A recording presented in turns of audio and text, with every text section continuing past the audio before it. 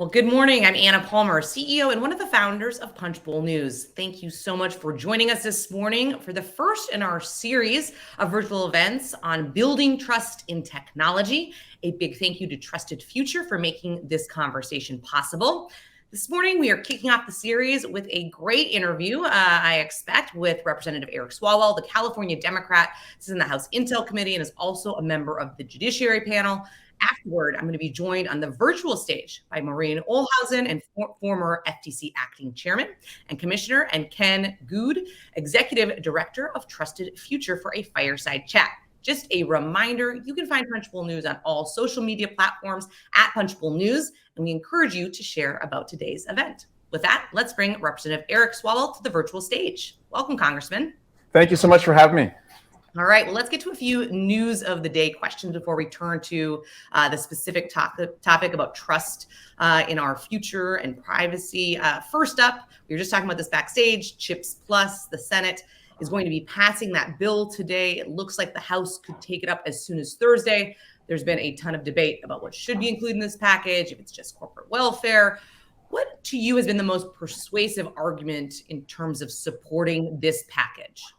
It allows us to have a competitive edge against China when it comes to manufacturing, and it's 100,000 Davis-Bacon jobs, meaning 100,000 new union jobs. And so if America wants to compete against China on the plane that China continues to dominate, especially on where resources are derived and where manufacturing, particularly of chips, takes place, this is going to get us in the game and give us kind of a glide path to go ahead of China. So if you want to beat China and you want to create good paying union jobs in America, CHIPS Plus is going to do that. The administration has also made the argument that passing this bill is a national security imperative. It seemed like that argument really, members took a lot, kind of a stock in that kind of argument. You sit on the Intel Committee. How important is it to pass it when it comes to kind of trust in institutions and just also Americans' security concerns? This showdown right now with Russia for its invasion of Ukraine has highlighted just how fragile, democracies are and how drained our resources can become as we try and stand up for other democracies around the world. And so if there were to be a two-front conflict, not only the United States supporting Ukraine as it defends itself against Russia, but supporting Taiwan, if China was to move on Taiwan, we would find ourselves in a really difficult position, considering how much mining, manufacturing, production comes from China on so many critical elements that go into semiconductor chips, that go into national security, devices, national security hardware. And so this is about really making sure that we home shore a lot of these critical elements. Let's talk reconciliation. There has been a lot of effort to try and get a much bigger package. Initiatives to deal with family leave, climate change have fallen by the wayside. It looks like at best there will be healthcare provisions, including Medicare prescription drug pricing, Obamacare subsidies. These are, of course, very important. Yet overall, this is a much, much more modest bill than where Democrats started a year ago. One, do you think that this is going to happen? Actually, we're still waiting to see what happens in the Senate. And two, if it does pass, is that going to be enough for Democrats to campaign on in the midterms? Yes. And I think we have to be, a get things done party. And so let's take what we can get. It's a 50-50 Senate that we have right now, a plus 3 or 4 majority in the House. And so if we can reduce the cost, the out-of-pocket cost that Americans pay for prescription drugs, particularly for Medicare, that'll go a long way. If we can cap what people pay for insulin, that'll go a long way, especially as we continue to fight inflation. But going into the midterms, if you were to tell me, a year and a half ago that we'd be able to tell the voters that we passed a rescue plan that kept restaurants open, that put vaccinations in nearly, any American's arm who wanted it, that we were able to fund community policing, that we were able to pass a bipartisan infrastructure plan, and that we were also able to put the first Black woman on the Supreme Court and pass the first gun safety legislation within 30 years, I would tell you, I would take that to go to the voters. And the contrast that we have with Republicans in the battle against freedom to make your own healthcare decisions, freedom, to be free from gun violence, and the freedom to have your vote counted. That's a contrast I'll take. And so if we can get a reconciliation win, whatever it is, we should take it and then go to the voters and say, let's get a big midterm win and build on this, but let's not make this all or nothing. I want to ask you just on that. You brought up gun control legislation. Speaker Nancy Pelosi has been trying to find the votes for an assault weapons ban and police funding. Do you support this beefing up of federal grants for police? I do. And I believe you can do it with additional accountability that is tied, to those grants. I'm the son of a police officer. My brothers are police officers in the San Francisco Bay Area. I was a prosecutor and I worked with law enforcement. I've seen the best of law enforcement, but I've also seen, just like your viewers have seen across the country, incidents that are concerning and alarming and require more transparency and accountability. And so I know that the speaker is trying to work with, Josh Gottheimer and Senator Booker, and the concerns that many have about community policing and also police accountability. But I think we should get this done. We have consistently shown that we want to fund the police. We voted through the American Rescue Plan for millions to fund community policing. Most Republicans voted against it. We voted to give the Congressional Gold Medal to the police officers who defended the Capitol, and over a dozen Republicans voted against that. We have voted to increase the policing around the Capitol to stop another January 6th, and almost every Republican voted against that. And so the Republicans have shown themselves not to be pro-cop, but pro-coup in their inability to denounce the violence that continues to brew around the Capitol and our democracy. All right, let's turn to the topic of the day, technology and really privacy, to begin with our series of building trust in technology. You're a member of the House Judiciary Panel. In the wake of Dobbs and the Dobbs Supreme Court decision, there has been numerous stories and concerns that have been raised around women's privacy when it comes to their data, when it comes to period tracking, when it comes to a whole host of things. What can Congress do? Is this something that you're hearing about from your constituents? I am, and it's something that is actually, a live, present threat. And we saw this just 2 weeks ago when a little girl, a 10-year-old, a fourth grader, was sexually assaulted by a family member, was impregnated, and could not receive, a termination of that pregnancy in Ohio. And so she went to Indiana. A doctor followed all the rules there in Indiana to end that, what would be a forced pregnancy in Ohio. And the Attorney General, a former colleague of mine, Todd Rokita, is investigating that doctor. And this has illuminated that doctors, patients, abortion service providers are all exposed and vulnerable in light of how much information is out there. And we had a hearing last week in the Judiciary Committee about data brokers and the amount of commercially available data that is available right now. And if it's in the wrong hands, whether it's a rogue, cruel attorney general like Todd Rokita who wants to punish a doctor, or in any state that has put essentially an abortion ban in place, it could really be weaponized against providers, patients, and doctors. So I want to make sure that any privacy legislation that we have mirrors what we've done in California, which is to really significantly limit its use if it was to be used to target anyone seeking abortion services. You mentioned, kind of children. That's another huge focus, right? In terms of just the privacy, the use of kids going online, different than certainly when I was a kid or you were a kid. You have children yourself.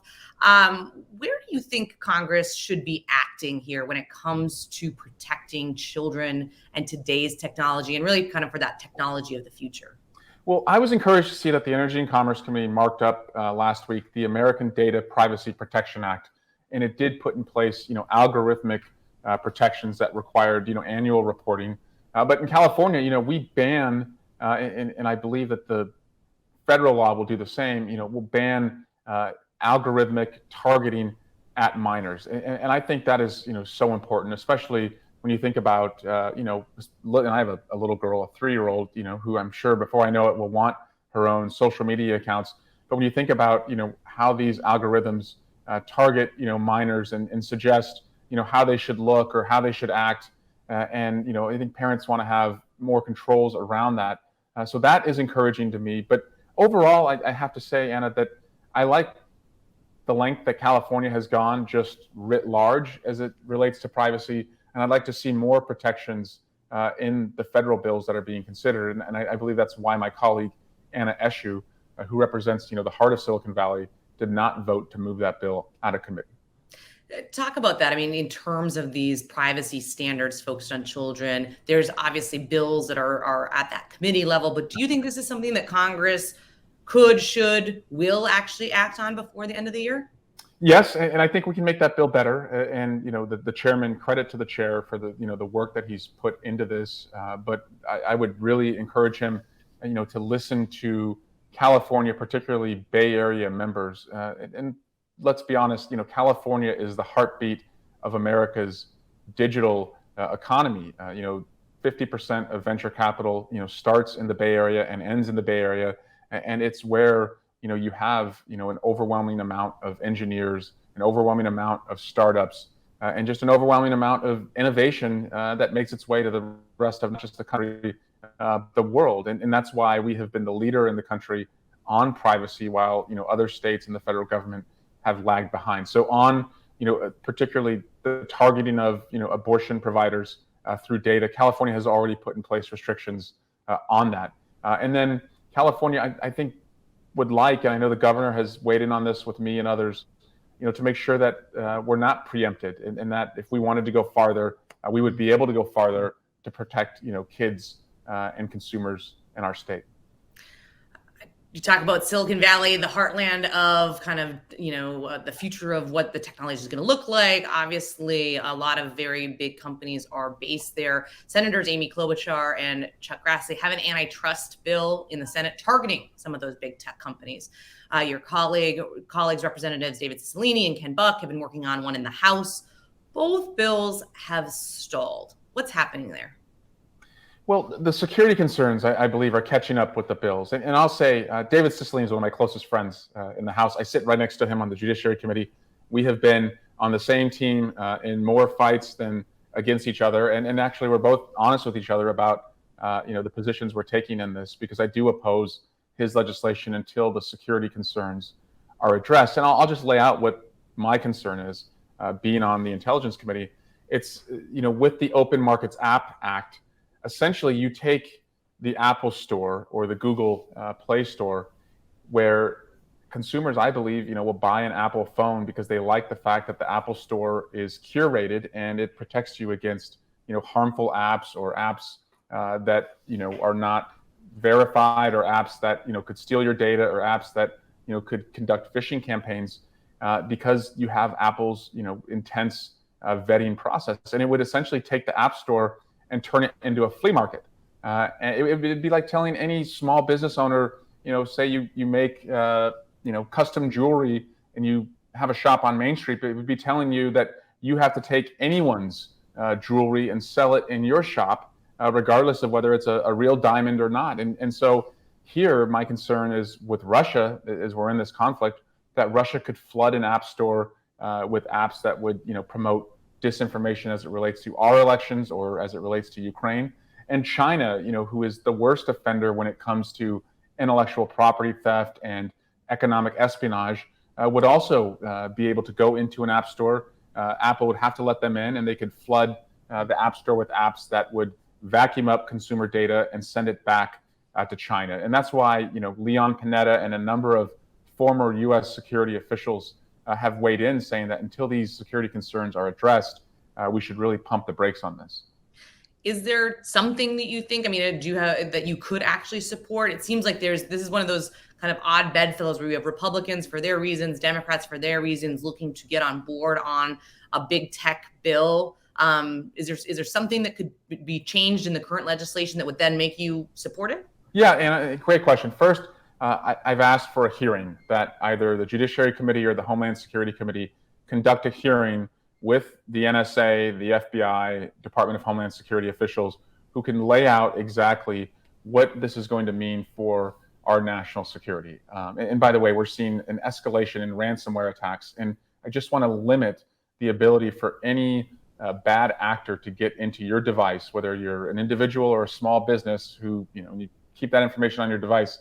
We want to protect you, and that's what privacy is all about, and that's why people make decisions about the phones that they buy. But I think the real issues here are our data. How is our data being used? Who owns our data? How are algorithms targeting minors?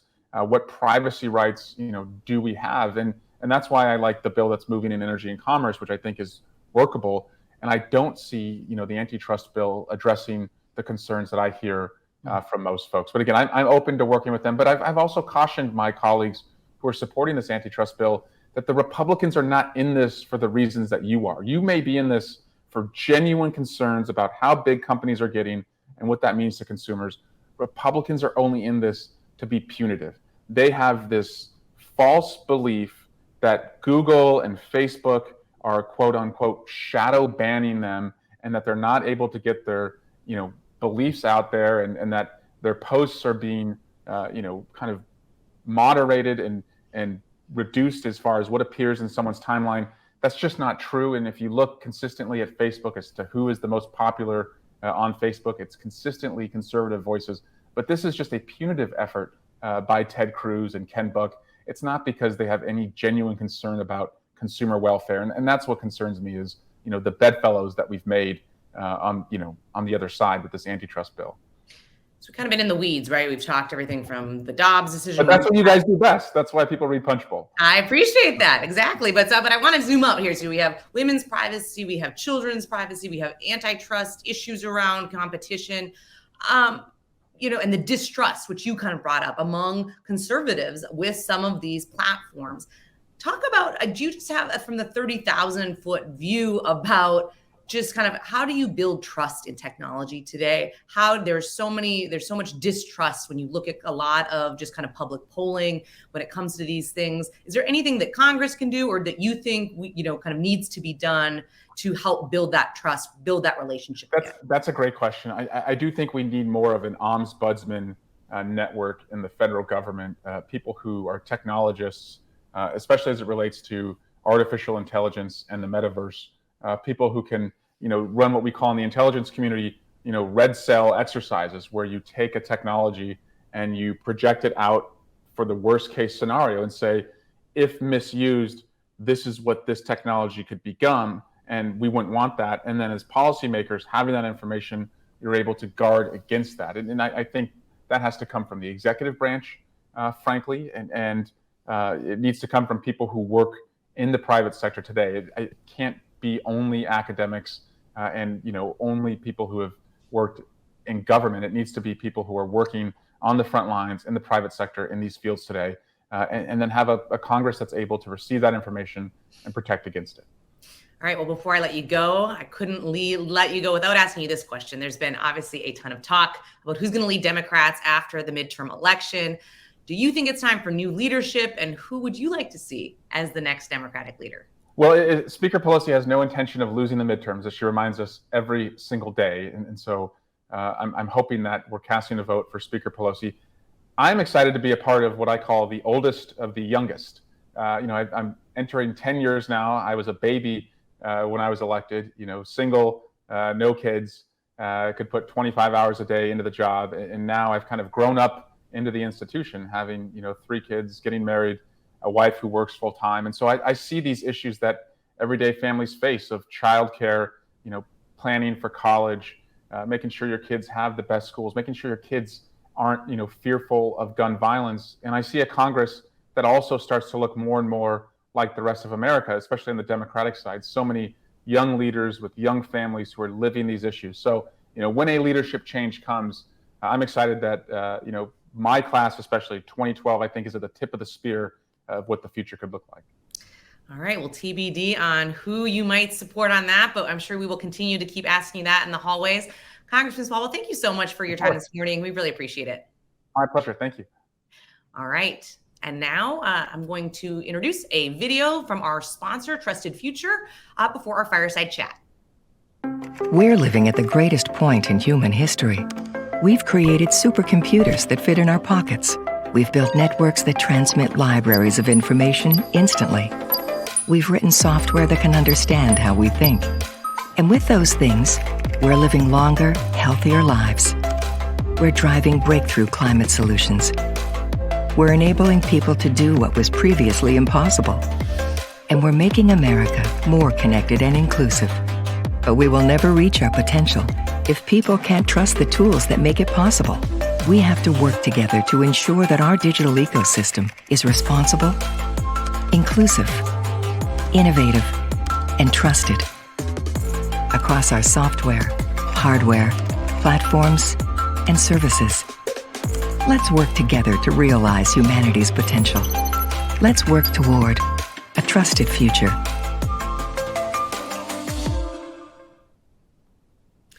All right, and now I'd like to welcome Maureen Olesen, former FTC acting chairman and commissioner, and Ken Good, executive director of Trusted Future, to the virtual stage for a fireside chat. Welcome.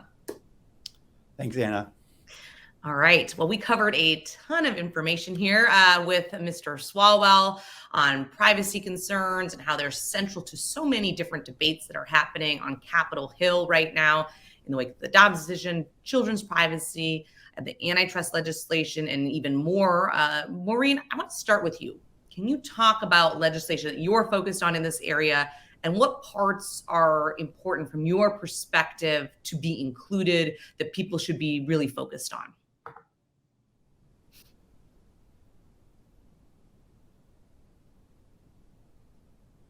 It's gone through a number of iterations, and one of the real benefits of this bill is it looks at our online market as a national market, which really, I think, reflects reality. And it takes into account the needs of consumers to have consistency, to have rights, to have transparency into what data is being collected and used and shared, and have some control over that. It also takes into account the needs of business to have a clear set of rules of the road that they can then adhere to, they can design their systems and their products around, and have some confidence that going forward, the landscape is going to be predictable for them. And then the third portion is it takes into account the needs of the regulator, particularly the Federal Trade Commission, backed up by the state AGs, to have Congress set out these clear rights and clear obligations, and to give them the resources and tools to enforce those. So those are the really important parts that I think have come together in this bill. I think I missed the top of what the bill was, but just in the transition. So I want to make sure, Maureen, just from the top, what was the actual name of the bill, and it's in which committee? Yeah, so it's the American Data Privacy Protection Act. Okay. It is often called the Three Pillars Bill because it is supported by the two leaders of the relevant House committee and the Republican leader of the Senate Commerce Committee.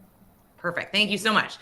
Ken, I want to go over to you. We talked with the congressman about children's privacy, his concerns as a parent, just in kind of, but also understanding the representation of the industry that he represents coming from California, as well as kind of the state laws that we're starting to see there. You all have done some recent work in terms of a study on children's privacy. Can you share with us what you found? Thanks, Anna. Yeah, we conducted a survey of nearly 1,000 parents of school-age children, and that's parents who have at least one child, 17 or under, living in the home. And the results were remarkably clear. Look, parents view technology as essential to their daily lives. And this is something I can relate to just this morning. You know, we had to come in a little bit earlier than usual. And I have two young boys at home, and it was really helpful for us as we were getting ready to be able to put on the iPad and let the kids play a little math game or something like that as we were getting ready a little bit out of the ordinary. And so parents use and rely on technology in their daily lives, but they also view it as essential for their children's future. You know, nearly 9 in 10 parents viewed these connected internet technologies as things that will help their children in their, not only in their education now, but in their lifelong learning and in their ability to access the good paying jobs of the future. Yeah, they also see the risks. They're not oblivious to the challenges that the technological world faces. And so they are very concerned about protecting their children's personal data. That same 9 in 10 parents are concerned about protecting things like their children's location, their age, their school records, their browsing history, these kinds of things. They really want tools to be able to protect their kids' online experience. And they are also really willing to take an active role in their children's lives. And one of the most interesting things we found is that parents now view the tech talk for teens almost as significant as the sex talk. And for younger kids, they're talking about translating some of the physical safety things that they tell their kids, like always look twice before you cross the street, into things like always think twice before you click on a link. So these types of conversations, the same kinds of safety concerns that parents have in the physical world, are now migrating into the digital world. But the underlying thing is, yes, parents want to play an active role, but everyone has a role to play. They're looking to technology companies to provide them the tools that they can use to create a safe environment. And they want policymakers to focus on establishing high privacy standards for across the digital ecosystem and helping create an environment that allows technology companies to then build on those high standards and compete for their trust through privacy. Maureen, let's take that kind of notion, which is the fact that parents want to take an active role, but there's an active role for the companies to play. Where do you see Congress's role or federal kind of legislation or rulemaking playing a role when it comes to children's privacy? Well, I think it's really essential for Congress to provide more tools to the agencies and more consistency for consumers and for businesses. The FTC, look, I worked there a long time. I headed the agency. It's done a very good job with the limited tools that Congress gave it. But it's kind of reached the limit of those tools. And it's time for Congress to lay out clear guidance that then the FTC can enforce and companies can adhere to. And I also think it's very important for this to be a national standard that actually preempts the state level standards, a strong national standard, because of this need to have a consistent treatment of privacy and data in what is essentially a national economy. Some people think the FTC can kind of fill in if Congress doesn't get this done by doing rulemaking, but given the limits of the FTC's authority and Supreme Court precedent, most particularly the West Virginia versus EPA case that just came out, I think that's going to be very difficult for the agency. When you look at something like the Children's Online Privacy Protection Act, which is kind of ahead of its time, Congress did a very good job, not saying it doesn't need to be updated, I think it does, but Congress did a very good job of laying out these obligations, giving the FTC tools backed up by the state AGs. And, it has done a pretty good job for the past 20 or so years. Now it needs updating, but I think that's a good model for Congress to follow. All right, Kim, we're quickly running out of time, but I want to go to you to kind of close this out. We talked about a lot of different areas, and there's a lot of different priorities, legislation that's making its way through, trying to make its way through before the end of the year. Can you talk about, from your perspective, where you think the efforts should be really focused on, kind of the strategy of what needs to move, what's kind of the thing that you would like to see kind of top priority between now and the end of the year? Well, we think the top priority should be privacy, and we found that parents agree with that conclusion. We asked them to pick one priority for Congress among the different tech policy options that are going through, and 63% chose privacy, whether that was the Children's Privacy Bill or National Privacy Framework, while conversely only 3% chose an antitrust as their top priority. So clearly the public wants privacy, and we think for solid policy reasons that privacy is important to focus on, because we view the pathway to trust runs through higher privacy standards. And I want to pick up just briefly on some things that Representative Swalwell said that we found mirrored in our survey, that he was concerned about the antitrust bills because they would essentially eliminate the ability of app stores to have a high level of security standards or high level of privacy standards and review the apps that are delivered on their device. Parents found the same thing. 91% in our survey wanted to have all of the apps that were available to their kids to be reviewed by experts for security and privacy before they're made available. And that's the kind of thing we want Congress to be able to focus on, to give parents that kind of assurance that they don't have to be their own chief information security officer to create a safe environment for their kids online. All right, we'll leave it there. Ken, Maureen, thank you so much this morning for joining me. I really appreciate it. A big thank you to Trusted Future for making this conversation happen, and to Mr. Swalwell for joining us to talk about a wide variety of issues. We are very excited to continue this series throughout the fall. This is our last virtual event in July, but you can always check back at the Punchbowl News Events Hub. We are going to be back in force in September with several events already in the works. Thank you so much. Have a great day and stay safe.